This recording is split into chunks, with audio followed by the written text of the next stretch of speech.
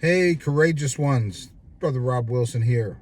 Wanted to talk to you about the narcissist. Wanted to talk to you about your narcissist and how sometimes the individuals who've been in relationship with narcissistic abusers have spent a lot of time thinking about how the narcissist changed, how they're not the same person that they used to be 6 months ago or a year ago or possibly 18 months ago, because oftentimes the narcissist is able to keep up the facade for a limited amount of time. 6 months, general.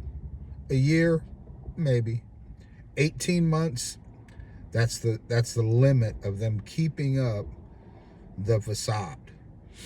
And we know, and maybe you've heard, maybe you haven't heard, that there is a pattern, there's a cycle, there's an abuse cycle that you deal with in narcissistic abuse. It's called love bombing, devaluation, discard. And perhaps sometimes people call the love bombing phase, in a normal relationship, it might be the honeymoon period. In a normal relationship, there's a honeymoon period where each person sees their idealized version of the other person, and the body is producing the chemicals that have to do with love, oxytocin, the love chemical.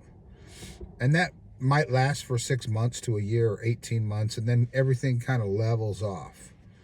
Well, that's not what happens with a narcissistic abuser. It doesn't just level off, it plummets below a baseline, below a healthy baseline. And there's this constant push-pull dynamic, love-hate dynamic. And it may be there in the initial phases of 6 months to a year to 18 months. But then after that period where it's gone, boo. You ain't seen that version of them in a long, long time. And that version of them made you feel really, really good. The love bombing feels good. It's called flattery. And the Bible warns about flattering lips and how they are to the ruin of the person who's being flattered. But they're to the benefit of the flatterer. I'm going to just stick to what I wanted to share with you today about your narcissist and how you feel or think many times how they changed, and how there's this self-deception that goes on among narcissistic abuse victims. Now, I call it self-deception because until you come to the realization of this fact I'm going to share with you, you are deceiving you. Now, I don't want to make anyone feel bad who's went through narcissistic abuse. I was deceiving me too. Unfortunately, a lot of times the reason why people become able to speak on this is not because they didn't fall for this. It's because they did fall for this, and I've fallen for this too. But I want to share something with you, because you think they changed. They're not the person I met. They're not the person I fell in love with. And if I could just find that person, if they could just find themselves back, find their way back to that loving feeling. I think there's a song in Top Gun. Well, at least it's highlighted in the movie Top Gun.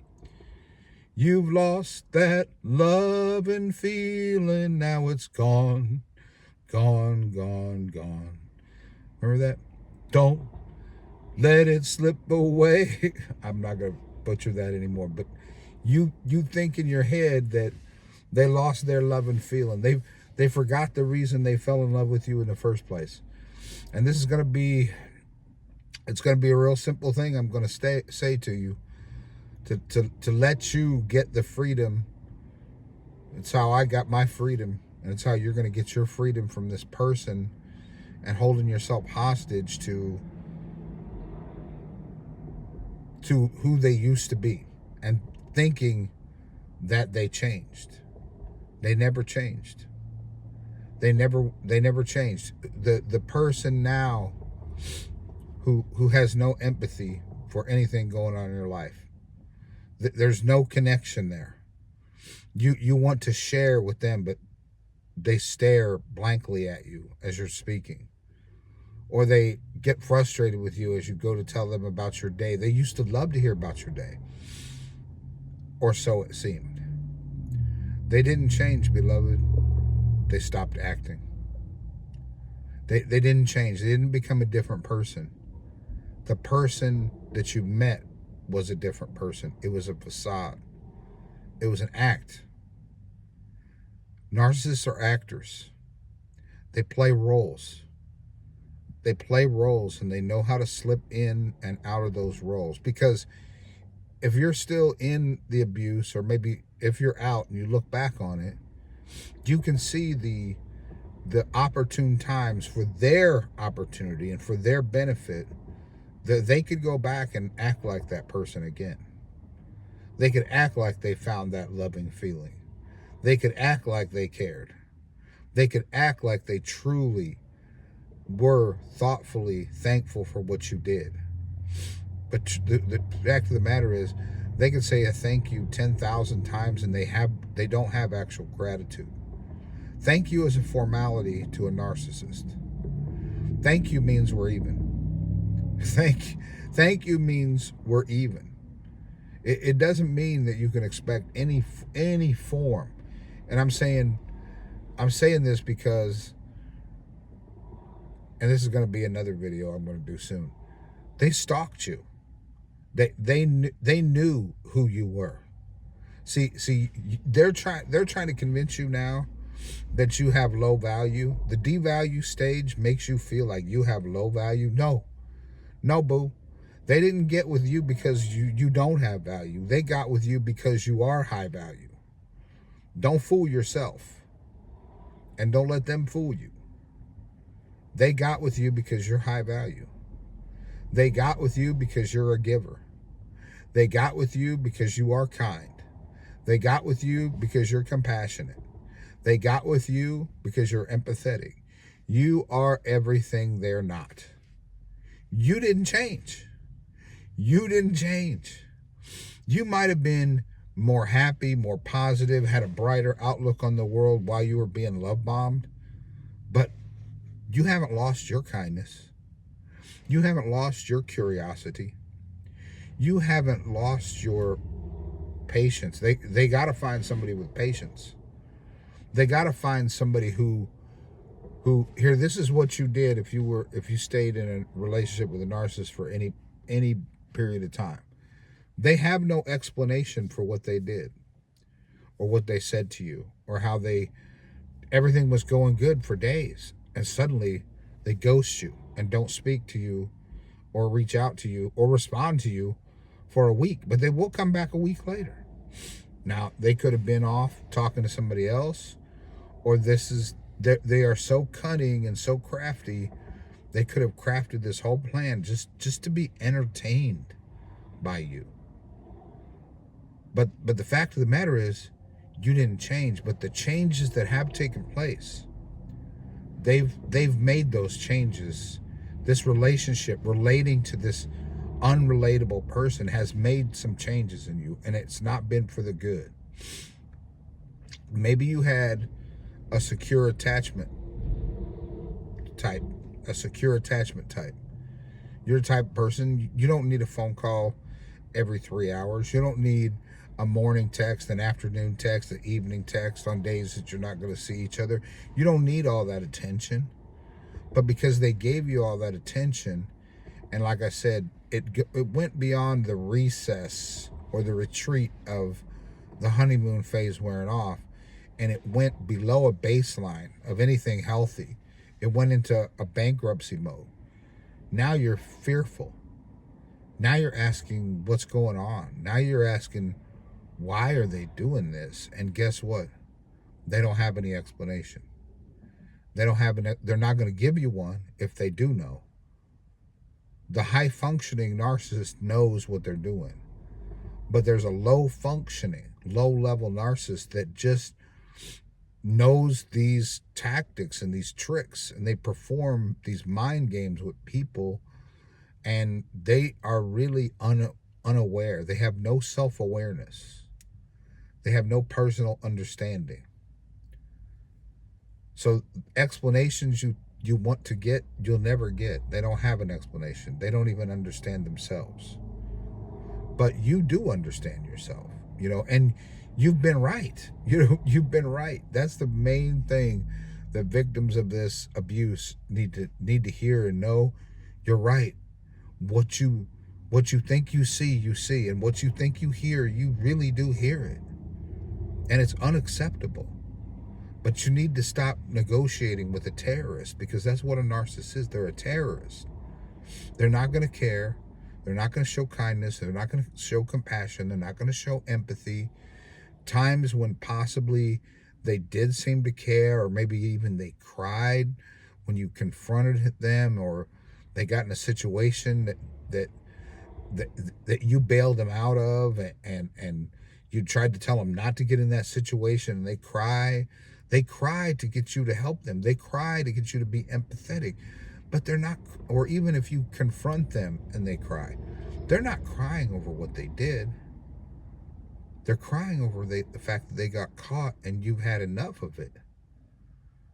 They're crying over possibly shame.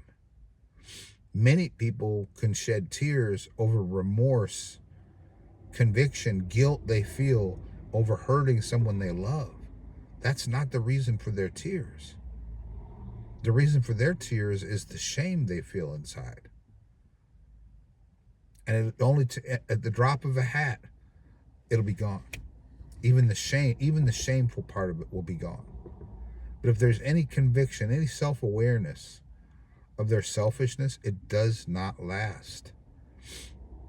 And so they love bombed you, they devalued you, they discarded you, then they come back to you for whatever reason. And it's never a good enough reason. It's never an acceptable reason. It's never an acceptable reason when it will happen again. True love does no harm to its neighbor, the Bible says. They're doing harm. They're doing harm. But what this video was about is to detach from the delusion. Detach from deceiving yourself. Because I don't know if I finished this thought, but I'm going to say it again. When there is a desire for an explanation, they don't give it, but you give it. You psychoanalyze them.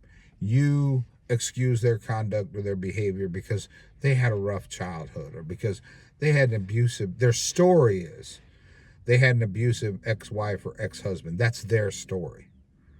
But I'm here to tell you, as one who has heard a story and felt compassion for someone who led me to believe that they were a victim of someone else's abuse.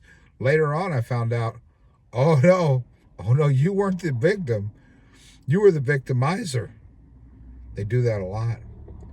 What they did to you, they probably did to the person who they made you think was abusive to them.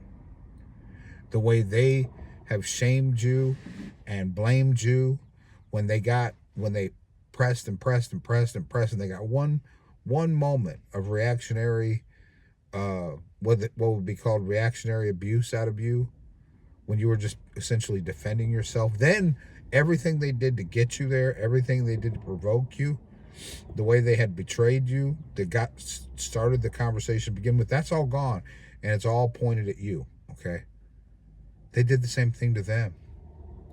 That person wasn't abusing them. They were just as much a victim as you are, and the next person will be just as much a victim as you have been. But you're not a victim when you know. You're no longer a victim when you know. Knowledge is power.